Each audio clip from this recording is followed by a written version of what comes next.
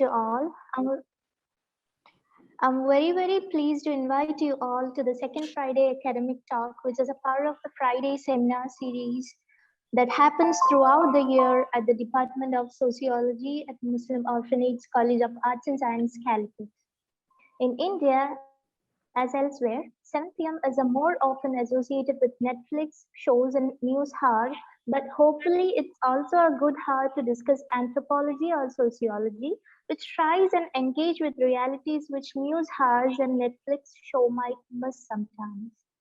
Again, a warm welcome to you all for making time to join with us. Thank you. Over to our department now. I think now. All right, here we go. Right. Yeah. So I would also like to thank Dr. Raji, our head, and Sharif, Mirza, Proba, Rachla, Ashwati, Regina, and various others were my colleagues and the coordinators of this event. Fiza, Aditya, Sabila, of course, for being there with the Friday Research Seminar series since its very inception. I'm not sure if I fit into this idea of view from the far, but anyway, my teacher, Dr. Ravinandan Singh, is unable to be here, but his presence in everything I do, my work especially, comes out from a long-lasting relation of generosity and friendship. I know you all are tired, and I feel so sorry to show up my face again and again the last time as the moderator, but you will have to bear it. So I'm Shajim Fazal. I teach sociology at the Department of Sociology, Muslim Orphanage College of Arts and Science, who is the moderator supposedly of this event.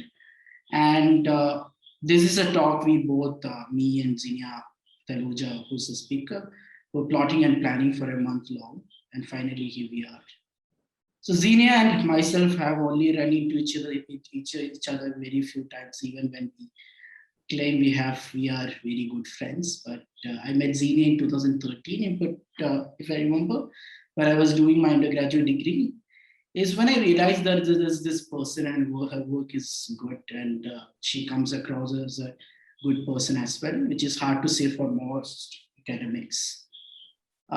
It would take me some very long time to read her very long CV, and this is also a moment in which I accept the involuted character of my existence in comparison with her growth. Zinia studied at Hindu College, Delhi University, unfortunately with me, and later her postgraduate degree from Sussex, Brighton at United Kingdom, UK. Zinia was always under a marathon run. She initiated her journey from Delhi to Brighton to Bangalore to Telangana and finally back to Delhi. At present, she is a research manager at Sambodhi Research and Communications Private Limited at Delhi from February 2020 to the present.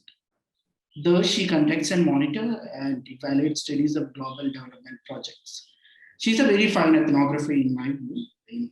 I don't know, but she has this fascinating curriculum which I wish I could read it, but we'll run out of time if that is the case. Over to Zinia now, please. Thanks so much, Shajin. That was, you used some very kind words for me, so I'd claim we are good friends, and I would assert that time and again. So I hope you all can hear me and see me as well. But at least I'm audible is what is important right now. So thanks again, Shajin.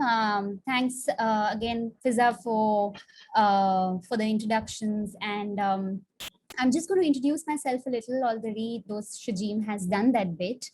So I'm Zinia Taluja. I am currently working as a researcher at a multidisciplinary research organization, which offers data-driven insights for social development organizations, particularly organizations which are engaged in developmental interventions like Bill and Melinda Gates Foundation. We work closely with various UN projects as well as World Food Program and a zillion other people who are in development work.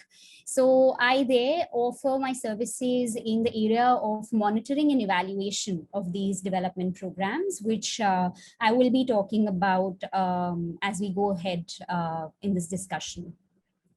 So while I will be talking about my work, what I am really going to try and do is give you a sense of the relationship that anthropology shares with development, and how might we use anthropological knowledge for development work. That's what I hope is something that you all can take away by the end of this. Of course, it would have been great if we could do this in person for a more interactive conversation, given that anthropology as a discipline has much to learn through interaction, in-person interaction. But we are stuck here, but yet lucky enough to engage in a dialogue. So I hope we find enough time and energy to have your questions and queries discussed as well, to a level of what a friend of mine recently termed enthusiastic satisfaction. So let's hope for enthusiastic satisfaction in the process. So when I was invited to this talk about this utterly ambiguous relationship, yet a certain one between anthropology and development, I thought the best way possible to do this would be to package this, would be to just trace the journey that I've had with the discipline, walking beside the discipline and in it. And I will try and trace my journey in 3 phases, which I hope will also give you a brief idea of the relationship that anthropology shares with development, the complexities within it, and yet the need of anthropological knowledge for development work. So my first stint with this specialty started when I was doing my bachelor's at Hindu in sociology, and I was volunteering with a number of NGOs during summer vacation as well as during my college time. And I remember talking to one of my professors who I deeply admire, and telling him about how I am interested in looking at all this work through an anthropological lens. And that was also the time when we were preparing for going for a higher admissions for our master's courses. And he looked back and he told me, why don't you look at developmental anthropology? So at this point, I didn't even know what was it that anthropology and development shared. So my first phase starts with anthropology and development. The and is what I want to focus on here. So now development was something that I thought was synonymous with the idea of good progress, advancement, but I still wasn't sure how anthropology played any kind of role in it, because technically anthropology was all about non-intervention, right? It's about observation. So how was anthropology really related to development? And for this purpose, I had to look up exactly what anthropology covered, because at that point, during a bachelor's program, I wasn't very aware of how far anthropology, the reach of anthropology, what could it be? And anthropology came out to be a very big field. After all, it has the whole of human society as a subject, where the aim is to understand humanity through social and cultural variety. It is about understanding what we as humans share and how we are informed by our particular societies. And it is through studying difference, we come to the understanding of what is distinctive about being human and what we share. So to understand all of this, it was necessary that anthropologists find a number of interconnections between various fields. And this went to history, politics, religion, geography, and somewhere in the middle, there was development. But the relationship that anthropology and development share is almost like a complicated marriage. Or rather, how you have this distant relative in your life, which you don't have much to do with them. You meet them, say, at a marriage, and they ask you how you're doing and where you're going in life. but you still don't really like them. It's just that they're there, but yet they always fulfill a functional role, which is, say, in times of disease, in times of celebration, as just family. So that's what I thought was a relationship, was anthropology with development. It was the unwanted relative, which still played a very functional role. But I wanted to know what this complicated marriage was all about and where its roots went to. So even before I applied for my master's program, I remember looking into it. And the roots of this complicated relationship are the colonial legacy that each of them carry, both anthropology as well as development, just at different times. So the historical origins of anthropology are rooted in a colonial enterprise where anthropologists participated in colonial projects and they reproduce colonial relationships through their research. But the end of this colonial era marked the beginning of a period of crisis for anthropologists, where most anthropologists no longer wanted to be anywhere associated with the idea of civilization or progress, because that had failed, and they had realized their contributions in way to the oppressive colonial regime that was. But the end of colonialism was also, interestingly, the beginning of something, of the notion of development and the development world as such. So the notion of development had in its essence the purpose of replicating in developing nations the conditions that allowed for economically more advanced nations to experience rapid growth. This included the adoption of technology in agriculture, education, industrialization, and concentration on modern values of individuality and rationality. So the specific emphasis and approach to development, which was driven by international institutions co-opted by varied national discourses, has varied from decade to decade, where it started from the whole idea of basic needs to going on to structural adjustment policies, as well as now the popular good governance strategies. And critics have largely argued that modern development is a form of neocolonialism, which is controlled by developed nations and is doled out to underdeveloped and underdeveloping nations, who particularly at that time had no say in the criteria of what should be considered developed in the first place. Now, what should be developed in the first place, or what should be considered developed in the first place, is a question that really troubled me at that point. Anthropology was dealing with its baggage of colonial legacy and was thinking of progress as everything critical. And here we had a whole ambit of development world coming in. But who was this development for? And was anthropology's role only limited to the critique of it? Was something that I was very interested in knowing. And these were questions that troubled me then. They still trouble me now, even when I'm evaluating certain projects located in different parts of this world. But it was still a very strong motivation for me to deep dive into this field. And that's why I applied to Sussex for my master's program in anthropology of development and social transformation.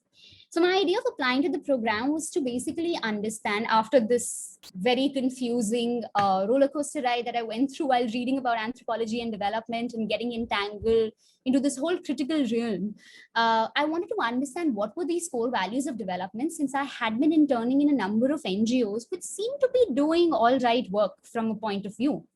I wanted to understand the heterogeneity of change, and I wanted to understand the impact of this change on the global and the local through an anthropological lens. In fact, I went over my SOP yesterday while trying to have this lecture or talk, whatever, framed in a manner.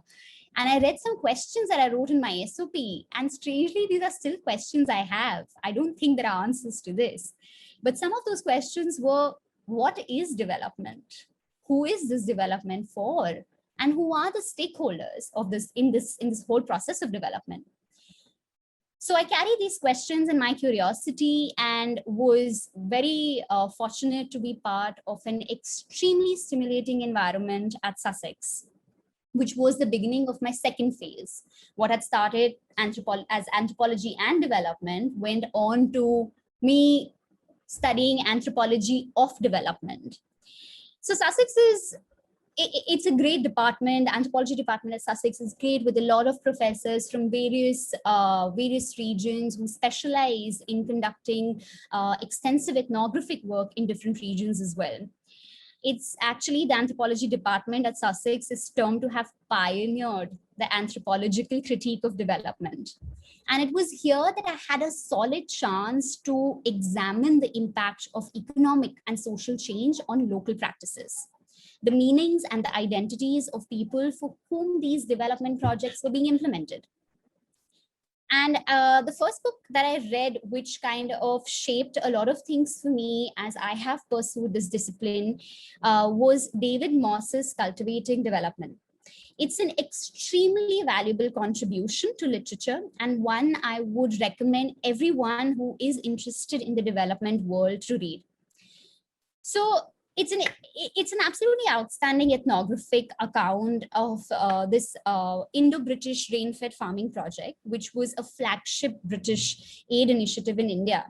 And Moss has done a wonderful job of highlighting contemporary issues surrounding development by contextualizing and critically reflecting on dominant interpretations and practices, especially related to participatory development. Participatory development, just to get a sense of it, it's a much advocated for it's an approach which is very much advocated for in the development world. It's a bottoms up approach which involves the community and their participation, at least in theory, but the practice of it widely differs. And this is what Moss points at when he is looking at the development program and doing an extensive ethnographic work on it. So this book debunks the myth of development in practice, and in a way throws light on on anthropology's critique of development itself. Development policy, when practiced on ground, is seen to be inherently upward focused and a tool for maintaining legitimacy of intervention rather than laying the groundwork for grassroots or on the ground in implementation. Also, there seems to be a common practice in development where design of intervention typically comes because somebody else has done it somewhere, and it's called the best practice, which is actually a really big disadvantage to the development world, is to think on the lines of best practices, because there aren't any best practices that can be replicated from, say, Tanzania to, say, a tribal area in south of India. Those ideas are now being they are being somewhere thrown. They're being unpacked by the development world, but development has often been critiqued for missing out on voices of the community. But the critical thing that Moss's book did for me was to question the very idea of what is success and what is failure of development programs in the first place. His book shows in detail how this Indo-British rain-fed farming project in its first phase was considered successful, even though there wasn't enough evidence to say so, but it was matching the policy initiatives. In the second phase, actually, when some positive local dynamics were starting to actually appear in the form of stronger SHGs, the project no longer fit the policy model and was considered a failure. So, who is this success really for, and how do we measure success? These were questions that popped into my mind while I was sitting in a number of classes where we looked at various programs aimed at development of certain regions of the world. And so I framed my dissertation around this. And my dissertation was a critical look at the very availability and accessibility of biomedical technologies, the development of which has often been celebrated in the name of progress and choice, the modern world ideas. I located the use of these biotechnologies on women's bodies and how particular women's bodies played a crucial role in advancing the interests of medicine and the state at the cost of their health and well-being. I analyzed the different concepts of bioavailability, precariousness, biopower in the context of the state of Brazil, which is the largest consumer of plastic surgery, and the state of Israel, which is considered the mecca of reproductive technologies, especially IVF. So it was a comparison that I looked at, and I tried to understand how all of these biotechnologies were being used to basically support the state's narrative and the medical narrative for their own advancement, rather than giving a choice to women in reality. The narrative, the discourse around this was these biotechnologies lead to women having the choice and a right to say, to look beautiful or to have children. But this narrative was also a construction of the female body within the social spaces, which forced them to go and have and use these biotechnologies, which were a lot of times not the best options for their bodies and for their health and well-being. So this was a critical analysis that that I did for my dissertation as part of that. But I'd had a number of critical discussions about international interventions which were directed at improving healthcare services in economically backward communities, or interventions which had aimed at reconciliation in post-war worlds. All of this made me very critical of being part of the development world, to be honest, while I was at university. But it also made me very concerned, because it wasn't that the development world was stopping anywhere. It wasn't that the plans were being halted in any manner. So what was our role in all this? And what surprised me the most was that the professors who were also teaching me were all a part of this development world alongside. While being academicians, they were also practitioners. Something that I've always admired about the University of Sussex was this balance that most of the professors struck while teaching anthropology. And this is something that mostly, like there is mostly a versus between academia and the practitioner, the researcher and the practitioner. But that was something that was debunked for me when I was at university. And I was very lucky to be in company of such people who would critically look at the ideas of success and failure, voice and agency. They would question development, but they would also occupy significant spaces in the development sector. They were advisors to the World Bank, consultants to the UN development programs, members of reconciliation committees. They were working as consultants in sexualities, gender, sexual rights, health, all, and this was international work that they were doing. And they were making some major contributions to the same because of adopting a lens which was largely anthropological. And right after university, and carrying this motivation and concern, I decided to make my entry into the third phase of what I call is anthropology for development. So I jumped from anthropology and development, went to the university to learn anthropology of development. And now, being a part of the development world, I am looking at this place called anthropology for development. So I was very interested in applying my anthropological knowledge to the development world, but there were hardly any avenues that I could find to be doing this. But luckily, I stumbled upon a lot of some of the opportunities that gave me a chance to look at the development world through my anthropological lens. So over the years, development work has received extensive criticism, like I spoke about, and the validity of the developmental discourse has been questionable, as it's seen as something that relies exclusively on Western knowledge, which has been dictating the marginalization and disqualification of everything that is not Western.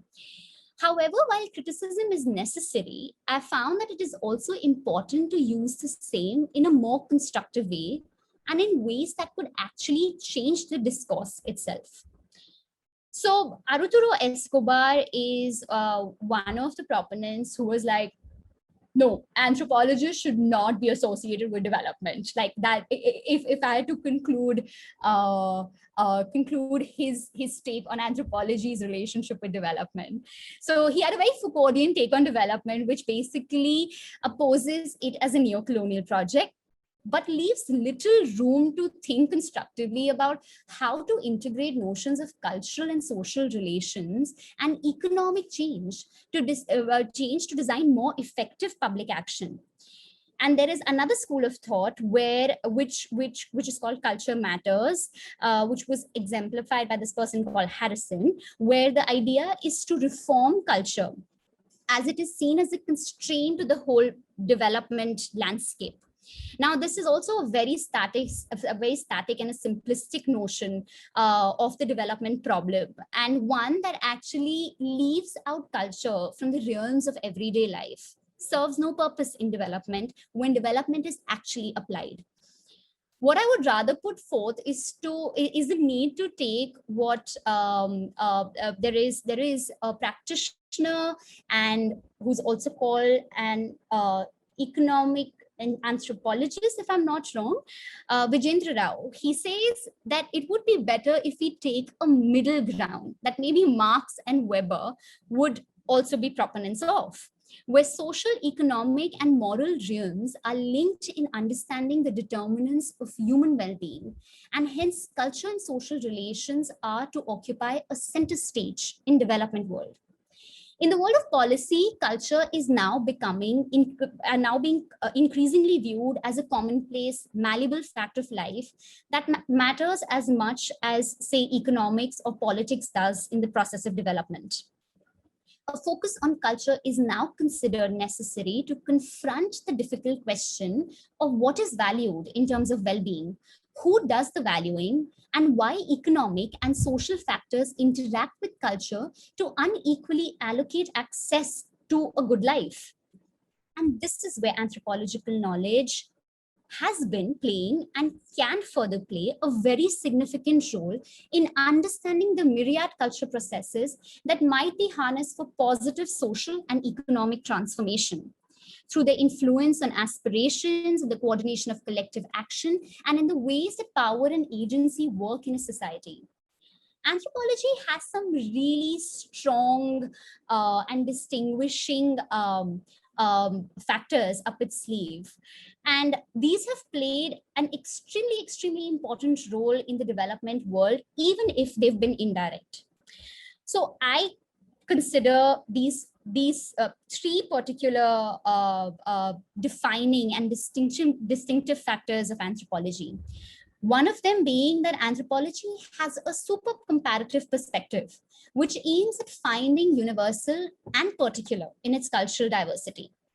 By looking at how cultural life, economy, religion, and thought is organized in society, anthropologists are able to challenge some of the very taken for granted assumptions, especially in the development world, especially for people who are sitting thousands of miles away and they're formulating development plans for, say, a small rural economy in India. So Moss has again done a lot of work around this, and it was one of his projects I remember reading about, where he tried to study why credit systems and schemes. It was an Indian tribal area where there was a credit scheme that was implemented, but which kept failing, and the implementers, who were economists, had that idea that the tribals, like the other Western counterparts, would save, they would borrow, they would invest money. But that's not how the society was functioning. And Moss unpacked, David Moss unpacked this, the way that idea of money was working in their society. So for them, they did not trade. The tribal economy didn't trade in money. They didn't save or recover premiums from credit funds, because the farming economy was based on labor, through which villagers would mobilize money only when it was needed. And it was a system of obligation of one family to another, which was accumulated in social networks. And it was this obligation that was banked upon, and it wasn't money that was banked upon. So borrowing from credit balance didn't produce any obligation for these people. It was the obligation only to the other, only to a community member. This made the development project think through what is the meaning of money, what is the meaning of credit, and what is the meaning of obligation within the society. This is an experience that I also particularly had. It's not as great as David Moss's, but I remember working the first stint I did was working in tribal villages of Andhra Pradesh, and I had visited this district called Chintur.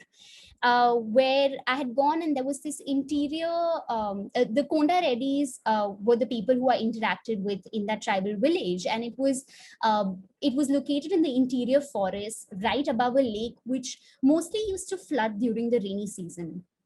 And I was amazed that there were like proper mud houses, brick houses that were given to these people as a form of rehabilitation. But they were not being used. Trees and shrubs were growing in them. And I was pretty amazed as to why people were not using these houses, rather were living on plains that would be flooded in the next 1 month, and they'll have to move anyway. After a point, they'll have the disaster management experts would have to come in and figure out what is to be done. So I asked one of the people who I met, one of the tribals who I met, as to why they wouldn't occupy these houses, these nice brick houses with proper toilets and all other facilities that were given to them. And they just told me one very simple thing, which was, our mango trees are here, our mountain gods are here, and our toddy plants are here. Why do you think we will shift anywhere else? This is where we find a living. This is where we find a belonging. So the Konda Reddys in that village could not locate their belonging. They could not locate the idea of home in those houses that were being given by the government.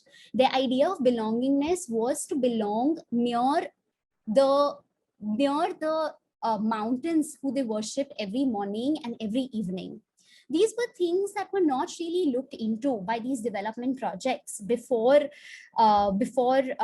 building those houses, and thus it was a failure. It didn't work out.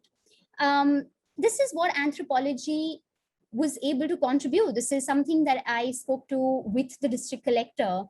Not sure if there was a lot of action taken for it, but it was something that they were made aware about.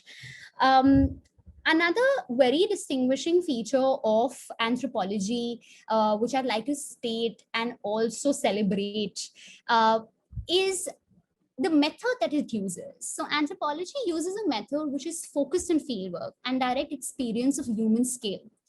This in itself is a very distinctive method where anthropological knowledge comes from first-hand encounters. It is a discipline at a human scale. And it is something, and as anthropologists, we know the importance of dialogue, which is often missing in the development world, where those for whom implementation projects are being formulated, they aren't a part of that dialogue. Their voices are not heard as such. Their ideas and views about what development should look like for them in the society is not often paid heed to. And this is where anthropology becomes essential again, as the development world takes the turn to keep culture at its center. This is where anthropologists could step in to provide their expertise with the kind of ethnographic work that is done, and with the kind of respect that the idea of dialogue is paid to, and the idea of subjectiveness, of course, coming in over here, objectivity, sorry, coming in over here. Anthropology can contribute a great deal to the development world in bridging the gap between who is talking about development and who is development really meant for.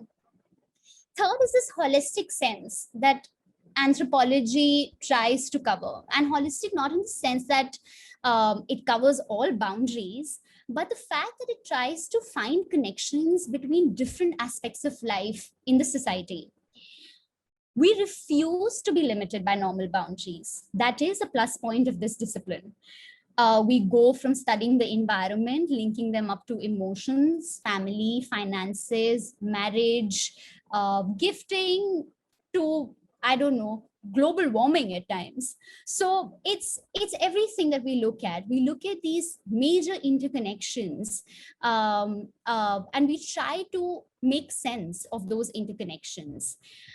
Everything is relevant in anthropology, and the benefits of thinking outside the box and thinking about unfamiliar questions not bound by the disciplinary silos is something that the development world again needs, because these interconnections are often misplaced. These connections are often not looked at, which is why a lot of development programs find it difficult to measure success, to understand whether the programs have been successful or not. And anthropology can again bridge that gap between the lost connections. They can unveil these lost connections and provide enough information to the development programs to implement those effectively. So I think anthropology has been very critical of the whole development world, but it's also important now to move from that criticism and make it constructive, become part of the designing process. Rather only justifying why nothing will ever work, it is important for us to understand and also provide a way forward to the development world of how humans can be more thoroughly integrated in the decision-making process, where decisions have been taken for them in the development idea. Economists have long obsessed over the equality of opportunity, but there is also an equality of agency, which is much required. And this equality of agency is something which needs to be studied, and a bridge that can often be made and constructed by anthropology. So yeah, this has been my story, where I am currently trying to bridge the lot of lost interconnections between different parts of the sociocultural realities of people, and how development world has been targeting a few of them and has been forgetting a lot of them, because development does not exist in silos. It is all interconnected. And anthropology is all about interconnections. So this is a very strong discipline to make a really big change in the development world that we're looking at right now. So that's me and my journey. And I hope I've been able to give you some sense of what this discipline is and how it contributes to the development world, as well as its very complicated marriage. Would love to take questions, if any. Shajeen, if